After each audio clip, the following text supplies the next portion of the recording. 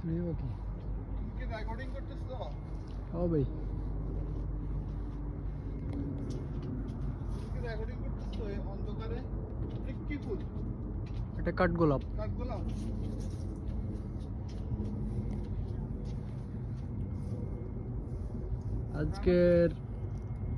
আজকে পার্টির প্রধান অতিথি আমাদের রাজু ভাই। তো আপনার Hello. ওপিনিয়ন বলেন। হাই, কি বলতাম? আপনার ওপিনিয়ন। অপিনিয়ন কে এটা কি রেকর্ডিং হচ্ছে না কেউ এখানে শুনতেছে? হ্যাঁ লাইফে এই ধরনের first experience, so Okay. I feel so pleasure. Okay এইগুলো কখনো আমি দেখিও নাই, সত্যি কথা বলতে। টেলিভিশনে, টক শোতে বা বিভিন্ন, বিশেষ করে আগের দিনে আমরা পিটিভিতে দেখতাম আলিফ লায়লা, মনে আছে? আলিফ লায়লাতে এই ধরনের গ্রাম্য চিত্রপট, এই ব্যাপারগুলো দেখতাম। এখন সরাসরি দেখে আমি তো সুপার এক্সাইটেড। আমাদের খালতো ভাই বডি বিল্ডার। হ্যাঁ বলেন না, আপনি বলেন। আর কি বলবো এদিকে, এখন? এদিকে দাঁড়ান, এদিকে এখন শুরু থেকে আসলে আমি আমি আমি চাচ্ছি ব্লগিং করব। এখন রাতের পরিবেশ, মোবাইলে ভালো রেকর্ডিং হচ্ছে না, কিন্তু আমরা কি সকাল পর্যন্ত থাকবো? হ্যাঁ, তাহলে তো ভালো। সকালে ইনশাল্লাহ রেকর্ডিং ঠিক হবে। হবে। আমি ভিডিওর জন্য, মানে ব্লগের জন্য কিছু ভিডিও বানাবো।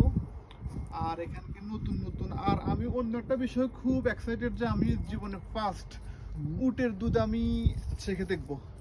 ওকে এটার জন্য আমি সত্যি সত্যি অনেক কৃতজ্ঞ আমাদের এই আজকের ছোট্ট আজকের ছেলেটা। আজকের এখানে এসে আপনার কেমন লাগতেছে?